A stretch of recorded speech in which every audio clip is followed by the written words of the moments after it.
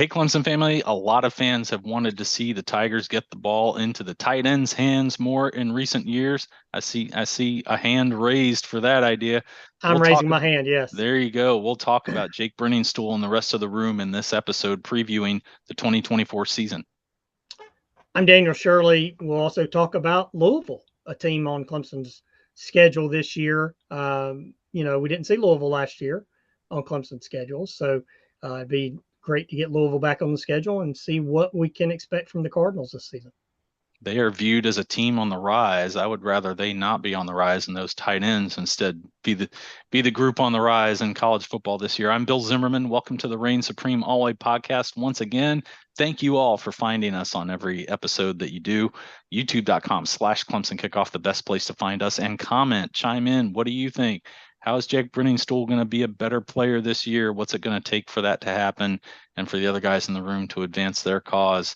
What are our chances against Louisville as far as the Tigers maybe taking on the Cardinals? They're gonna be playing the Cardinal and the Cardinals That's right. this year. I wonder if there's going to be do they play? Do Louisville and Stanford play, or are we going to have the whole would you rather have one giant Cardinal or an army of tiny Cardinals? I don't know. I Yeah, that's one that is going to be interesting to watch. Is which, like we've talked about Stanford, right? And what are they going to be? Bill, I'm also interested in seeing what Louisville is, and I know we'll talk about that coming up.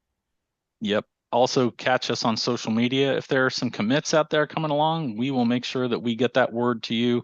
Uh, at Clemson Kickoff on Twitter is really the best place to catch us with some breaking news, and we will scour the web for the best stuff and share what we find with you in that regard. Let's go ahead and talk Tigers, though, to start things out, right? And I am really, again, I will count myself in that group of people who want to see the tight end be a more frequent position that is used in the Clemson offensive attack. I think when Garrett Riley was hired before last season, he talked about wanting to get the tight ends involved. And he usually had bigger tight ends when he was out there at TCU and at SMU before. Hasn't really had that in Briningstool. Briningstool isn't that big frame kind of guy. A little bigger, I think, than Jordan Leggett was, maybe, but also I'm not sure that he's quite been uh, able to make that level of impact that you would have seen uh, during that 2015 playoff run and that 2016 title run. Yeah, we haven't really seen Clemson use the tight ends in the same way since Jordan Leggett. I mean, there's been some Right. here and there, but Jordan Leggett, go back and look of how big of a part of the offense he was. And Bill, go back and look at the huge plays that he made during that stretch. And yes, the everybody knows about the plays he made in the championship game in when they beat Alabama. But I mean, what about the play that year against Florida State, the game-winning touchdown when he dives across the goal line to get the winning score? Propping himself up on one hand. I love On that one hand, image in my right? head. Yeah. He had so many big plays. The play against Louisville when he scores on the crossing pattern. So in that shootout with that team that year as well. So it's just it needs to be back in the offense more. And I think this is probably the year that we're going to see that happen. Yeah, I wonder if maybe we'll see more two tight end packages. There was a little of that for TCU when they made their title run, into the title game, I should say. They were about 50 some odd points shy in that 60 minutes of competition from walking away with a title. The tight ends coach at Clemson is Kyle Richardson. As we talk about Garrett Riley, I think a lot about Richardson. He knows that air raid offense scheme, brought some experience in that from high school when he joined Clemson as an analyst and then ended up replacing Tony Elliott as tight ends coach when Elliott went to Virginia. And Brandon Streeter spent a year as the offensive coordinator. He is staying as tight ends coach now in his second season under Riley and is kind of viewed as a future OC. So you see someone leading this group who can understand all aspects of the offense, and with the tight ends involved in the running game, involved in pass blocking, involved in running pass routes, that is potentially very, very valuable to the room. Just needs to kind of come together, doesn't it? It does. And look, Kyle's also the quote passing game coordinator. We know that why coaches get coordinator titles these days. It's to give them more money, but that has to be cleaned up. And we've talked about that in past episodes. And a huge part of cleaning that up, again, to me, is using his position group more. And I think that I really do believe we saw a little bit of that last year. I think we'll start to see a lot more of that this year because you hear it all the time. It's almost a cliche, is that security blanket of a tight end, that it's so important for quarterbacks. Well, we see it a lot from other teams. You'd like to see Clemson use that a lot more than it has the past, what, 3, 4 years. Absolutely. And then you've got to see, frankly, better blocking in the running game. I mean, Leggett was not a Yep. large tight end, but knew where to be, knew how to get in the way, right? And keep somebody from getting to the ball carrier. Even if we just see that out of guys like Briningstool and Sapp and Pat Henry, that could make, again, this offense is not that far from being what it needs to be. You've got to have a little better blocking, a little better thought processing, a little better reading of the field, and this is part of that blocking that needs to improve. Again, just that extra little something needs to happen. It does. I like the athleticism of this group. I mean, you mentioned Olson Pat Henry, you mentioned Josh Sapp, really good athletes. Mm-hmm. But you've got, and Brennan Stoll is as well, but you have to be able to be a full player. You can't be a one trick pony in this offense. They need you to block, and that's going to be a big piece moving forward. I think it's there. They just got to pull it out of them a little bit. Let's look around the room a little bit, and I'll start with Christian Bentoncourt, true freshman. Did not enroll early, so he is just getting to campus this summer. He's got a great frame. He's 6'5", 235 already coming to campus, so you're eager to see him get in the weight room. He might be battling redshirt freshman Marcus Dixon for the fourth spot on the depth chart, but the talent might emerge, and if the conditioning is there and the talent really proves to be collegiate level, that's someone who could crack the two deep pretty quickly. But the main two candidates to get into the two deep, sophomore Olson Pat Henry is 6'3" and 240, so he's got nice size. The physical abilities have been obvious. There's also been a pretty clear need for him to polish his game, and that's not uncommon. There's a lot for tight end to process. There have been a lot of guys who have needed more than 1 year to make that happen. And then Josh Sapp, his father was a quarterback and linebacker when you and I were on campus, Daniel. So I don't know about you, but I'm pulling for him just because I know good. His father's a good guy. It's a good family.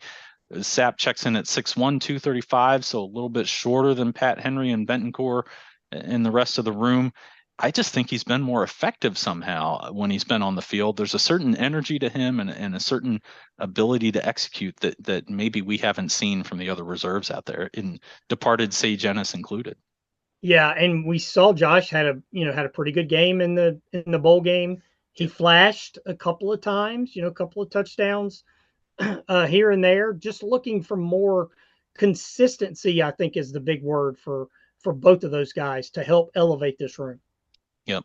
Then we got to talk a little complementary football. Like we talked about, all the tight end has to do for the rest of the team. They have to be able to run block, have to be able to pass block, have to know when to chip, when to fully block, when to just flat out run a route.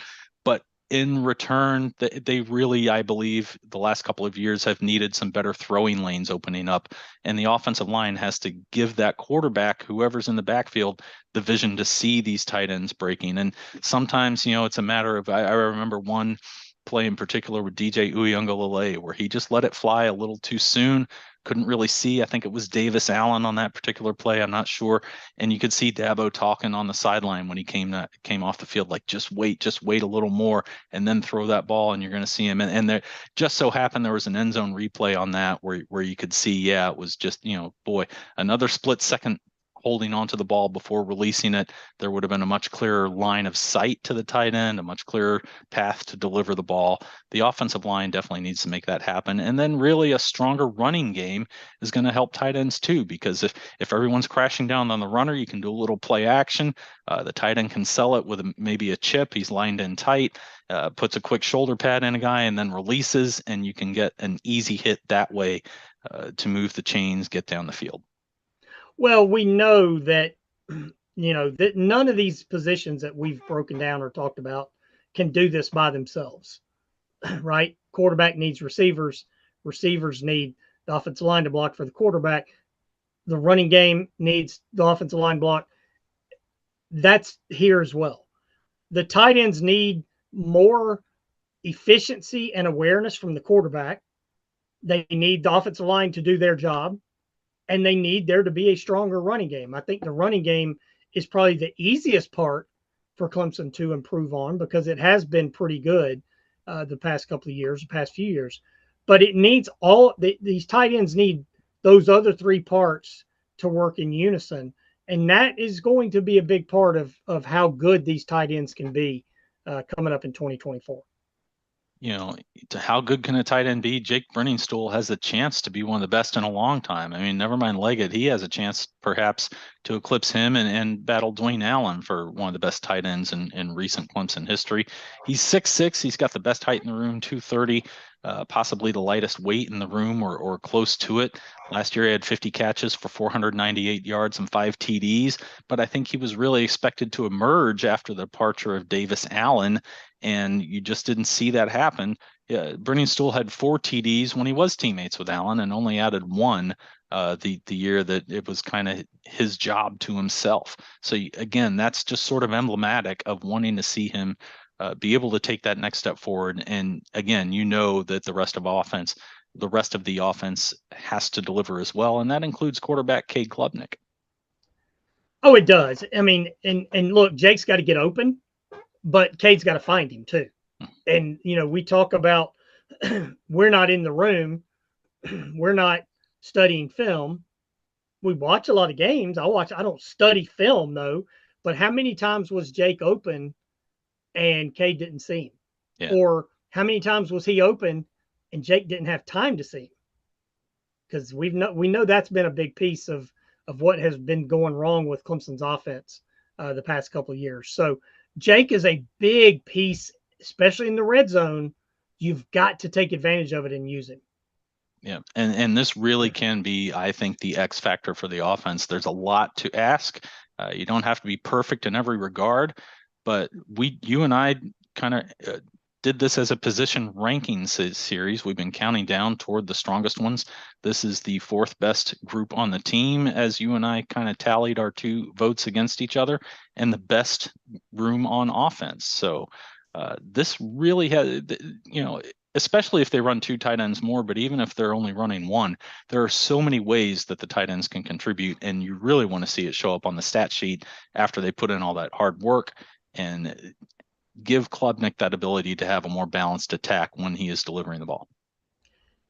Right. And my vote kind of leaned on Briningstool, but it also leaned on Olsen, Pat Henry, and Josh Sapp taking the next step, right? And being more all-around players instead of just flashing here or there. No, we need you to be consistent. And then we'll see what Christian Betancourt can bring to the group. Big chance to make an impact on this, not just the offensive attack, but the season overall. When your best offensive group is the 4th best on the team, that means we're going to have a lot of defense to talk about. And if that offense can open up and do a lot of big things to support that defense, they should be able to rely on that defense. And again, what does Dabo Swinney like to talk about? Complementary football. Well, the offense did a nice job of maintaining drives last year. I would have liked to see more passing in the red zone. You didn't see a lot of passing calls as far as I'm concerned. I think they were a little unbalanced and favoring the run too often when they got down close to the goal line. And tight end is certainly a nice tall target when you're in a tight windows and in a compacted area. If he can slip around and get himself open, that could make a big difference for this team. YouTube.com/Clemson Kickoff. Let us know what you think. Hit like, hit subscribe. Let's go ahead and get into the Louisville Cardinals, plural, as I mentioned before. They are a team that's kind of viewed as being on the rise in the ACC. They are. They do play Stanford the week after Clemson plays that Louisville plays Clemson. So I think, Bill, I'm taking a little bit different thought about them going into this season in the Cardinals, not the Cardinal.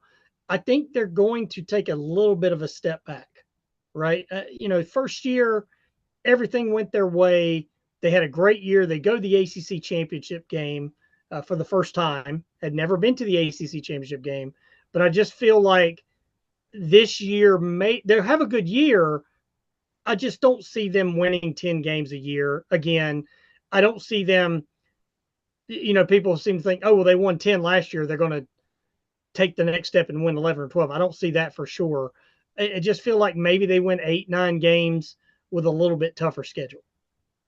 A lot of reasons to be optimistic about this program. It starts with Jeff Yes. Brom. For many years, he was at Purdue, and oh, is he going to leave Purdue to go this job? Is he going to leave Purdue to go this job? Is he going to go here? Well, he ended up back at Louisville, which I think was rumored as a possibility when they hired Scott Satterfield, if I remember correctly. He's Right. now in his 10th year as a head coach overall. 9 of them, I think, were at Purdue. He's 76 and 48 overall in his first year with the Cardinals, 10 and 4, as you mentioned. Nice 10-win season in his debut, 7 and 1 in the ACC for the regular season, 7 and 2 if you count that they lost to a Florida State team that didn't really have its quarterback. I felt like the Cardinals kind of faded down the stretch last year. They benefited from playing really well early and garnering a lot of hype in the national talking heads media circles. And in fact, toward the end, they had a very nice win over Virginia Tech, which was really starting to put things together, but then just couldn't quite piece it together. And like I said, just a really disappointing showing against Florida State in that title game. They have one huge returning factor on defense, and that is the defensive end, Ashton Gillott. I hope I'm pronouncing that correctly. He certainly can make a difference there, 6'3", 275, and a disruptive force. He is, and a really good starting point, right, for any team is to have that kind of guy, difference maker. Guy jumps off the film when you watch them play, so they can build around him. And you have listed there lots of transfers. I think that's going to be kind of a running theme of our breakdown of Louisville. They're a team that has gone heavy in the transfer portal, and that is especially true on the defensive line. Yeah, you've seen it with the high school recruiting and with the visits when they get the transfer prospects coming through. Lots of flashy cars, lots of obvious wealth being thrown around. Louisville's not a bad town to be in as far as wealth with the horse scene there. Some other things going on in Louisville, but yes, you're right. Transfers are going to be a frequent thing that we will mention here. Behind him at linebacker, you've got Benjamin Perry, 6'3", 205, a junior, had more than 50 tackles last year. Again, able to disrupt, 6.5 tackles for loss and 4 pass breakups. But again, to speak to that transfer flavor on this team, when you look at Phil Steele and Perry is kind of in that Sam role where he's almost a defensive back, but the team lists him at defensive back as well. There's going to be 4 transfers back there projected to start by Phil Steele. So a lot of spots on this side of the ball where you're dealing with new players coming in, and you've seen what they can do other places. You're not sure how it's all going to fit together when you get all these guys from all these different places in the new room at once. Better than high school freshmen trying to get on the field. They're more established. They've been in college weight rooms, but you just don't know how it's going to fit. Let's take a look at offense. Check it out. Their 2 top receivers. You got that little transfer indicator there, Colin Lacey, who is 5'10", 190. He's a senior coming in from South Alabama. And then a name you might be a little more familiar with, Ja'Cory Brooks, coming in from Alabama, 6'3", 195, also a senior. I mentioned Phil Steele. I used him a lot for this. You can't rely exclusively on him. There's some you got to double check. You don't want a single source just from him. You want to look around. He's got this as the number 1 receiving core in the ACC. But again, like I'm talking about, I want to see how it really fits. Yeah, number 1 seems a little high for me, but we'll see. Again, we'll find out where guys fit, how they fit. I do think that there's a chance for this to be a really good group, and you're probably giving a little bit of the benefit of the doubt because Brooks comes over from Alabama, right? And so you're maybe rating him a little higher than what he should be, but we'll find those things out through the season. But look, transfer, transfer, transfer. I mean, 3 of those positions that we've got listed there are heavy on transfers. So they're really relying on all these new pieces coming in from different places being a good fit. Not just 3. Hey, look at this offensive line. Now they have left guard Michael Gonzalez coming back. He's first team All ACC preseason. He's 6'4", 305. He's a senior. He got plenty of experience, but 7 transfers in this room. One of them's from Yale. Okay, but Jeff Brom has been very outwardly confident about this room, and so we'll see how they can do. And again, that cohesion that they're going to need to develop. Running backs, Maurice Turner and Donald Chaney. I think they're actually both back, if I'm getting that correct. Also, neither one really put up a ton of numbers last year, and that kind of makes me feel a little bit like that Petrino era, where the running back was a little bit of an afterthought.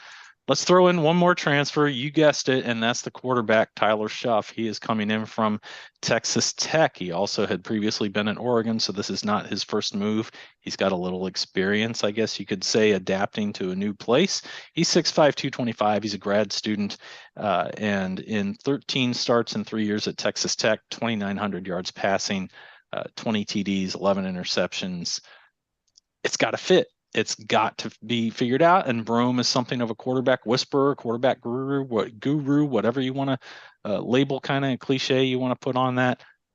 Boy, a lot of new pieces on this offense. Yeah, a lot of new pieces, right? And we saw it last year with some teams that really worked. But Bill, we're still kind of new in this transfer era. Is it going to work every year? I think there are some people that have this assumption that it's going to. Right. But it's like free agency in the NFL now. Some years, hey man, it clicks and you have a great year and everybody fits. And some years you bring in a guy and it doesn't fit. And there are going to be times when it doesn't fit. So I'm not saying Louisville is that case this year, but there's a lot of unknowns when you have this many new faces on a roster. That's right. It's a clear influx of talent. I think if you look at Florida State last year, part of the reason the Noles put it all together is a lot of those, Keon Coleman notwithstanding, a lot of those guys were in their second year after coming into the program, having transferred in. And we're not seeing a lot of that here on this Louisville roster. So what's it going to take? Is Brom that kind of magician? I mean, he overperformed, I would say, for what Purdue is used to doing in the Big Ten. I'm not sure that would be possible in this expanded Big Ten with Oregon in there, Washington in there, Southern Cal in there. I was watching Big Ten media days, and everybody was concerned about the UCLA coach kind of struggling on the podium, just like I'm struggling right now. Well, all I saw the USC coach do was go out and impersonate the Clemson offensive coordinator. So I don't know. But I'll be here all week. Look, Louisville has players. There's no doubt about it. They know how to bring guys in this era. They know how to make things happen. As far as getting good players, now they got to make it fit. And I don't think that we saw Brom have to work at it on this level at Purdue the way he's going to have to work at it on this level in the ACC. Well, it's a new era, right? I mean, we don't know what any of this means. We're trying to figure all this stuff out on the fly. But I love what Jeff does. I love him coming back to his alma mater to be the head coach. I think they made the wrong hire when they hired Scott Satterfield, and they should have hired Jeff. And now they got a chance to get it right. And is he going to be this last year? Is that going to be the bar? Well, if it is, then we're looking at a new era of Louisville football. Of sustaining that. Even the Lamar Jackson years, they had a couple of great years on Lamar Jackson. And as soon as he left, they dropped off. So Can they sustain the success? That's what Cardinals fans have to be hoping for.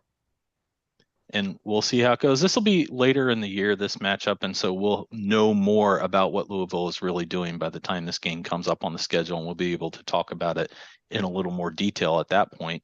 YouTube.com/Clemson Kickoff. Stay with us through the entire season. Go back and look at the other previews that we've done, both the Clemson position groups, like we talked about, the tight ends in this episode, and both the opponents as well.